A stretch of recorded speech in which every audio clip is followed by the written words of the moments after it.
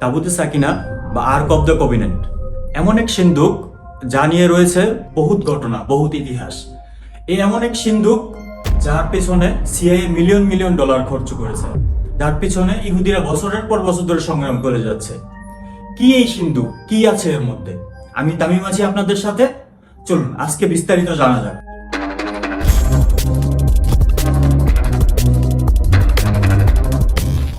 পবিত্র কুরআনের সূরা বাকারার 248 নম্বর আয়াতে মহান আল্লাহ তাআলা উল্লেখ করেছেন যে তাদের নবী তাদেরকে আরো বললেন, নিশ্চয়ই তার রাজত্বের নিদর্শন এই যে তোমাদের কাছে সেই সিন্দুকটি আসবে যার মধ্যে থাকবে তোমাদের রবের পক্ষ থেকে আশ্বাস এবং মুসা ও হারুন আলাইহিস সালামের পরিবারের রেখে যাওয়া পবিত্র অবশিষ্ট স্মৃতিচিহ্ন যা ফেরেশতারা বহন করে আনবে।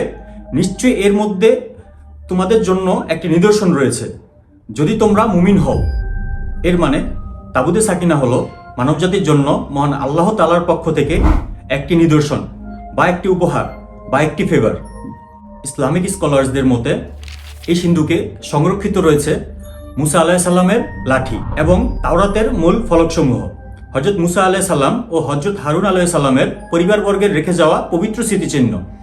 আর এসব কিছুর সাথে রয়েছে মহান আল্লাহর পক্ষ থেকে আসা বিশেষ মানসিক প্রশান্তি বা সাকিনা। যার হাতে এই সিন্দুক থাকবে তার সেনাবাহিনী প্রতিটি যুদ্ধে জয়লাভ করবে এবং সে আত্মপ্রশান্তি লাভ করবে। এর জন্য এটাকে দ্য আর্ক অব দ্য ট্র্যাঙ্কুইলিটিও বলা হয়। তাফসির ইসনে কাসিরের মতে এটি ছিল বাবলা কাঠের তৈরি এক সিন্দুক যার উপরে সোনার প্রলেপ করা ছিল। এটি বনি ইসরায়েলের কাছেই ছিল, কিন্তু ফিলিস্তিনের সাথে যুদ্ধের সময় এটি তাদের থেকে হারিয়ে যায়। পরবর্তীতে মহান আল্লাহ তাআলার আদেশে ফেরেশতাদের মাধ্যমে আবার তাদের কাছে এটি পৌঁছে দেওয়া হয়। আর তারাবির মতে সাকিনা বাক্সটি কেবল মানসিক প্রশান্তির প্রতীক নয়, এটির মধ্যে ঐশ্বরিক উপস্থিতি ও আত্মাধিক শক্তির বিষয়টিও জড়িত। আর এই আত্মাধিক শক্তি কেবল সত্য ও ন্যায়ের পক্ষেই কাজ করে। আধুনিক পণ্ডিতরা বলেন যে সমস্ত আব্রাহামিক ধর্মেই এর একটি অভিন্ন ঐতিহ্য রয়েছে। আর এখানেই চলে আসে সিআইএ এর প্রজেক্ট সানস্ট্রিক। প্রজেক্ট সানস্ট্রিক হলো মার্কিন প্রতিরক্ষা গোয়েন্দা বিভাগের এক গোপন কর্মসূচি যা 1980-এর দশকের মাঝামাঝি শুরু হয়ে 1990 সাল পর্যন্ত চলেছিল।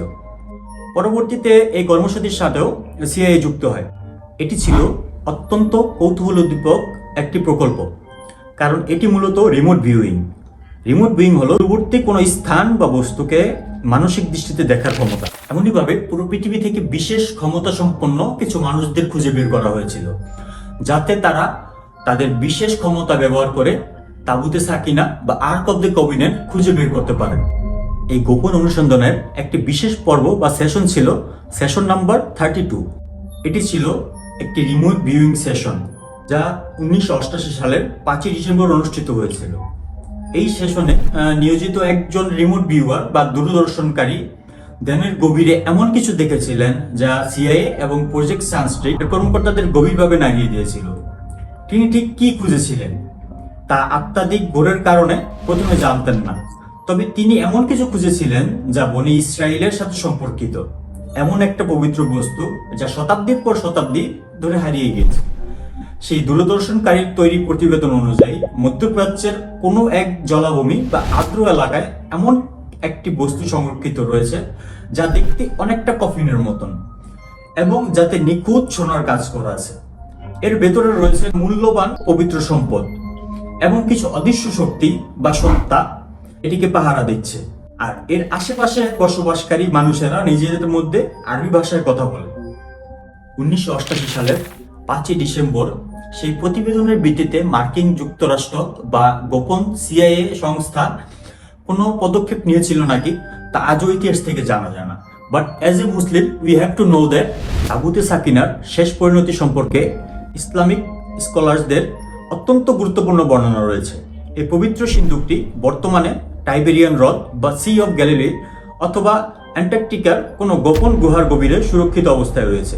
ইসলামিক বিশ্বাস অনুযায়ী শেষ জামানার ইমাম মাহাদির আগমনের পরে অলৌকিকভাবে এই সিন্দুকটি মানবজাতির কাছে প্রকাশ পাবে। ততদিন পর্যন্ত stay curious and stay with us.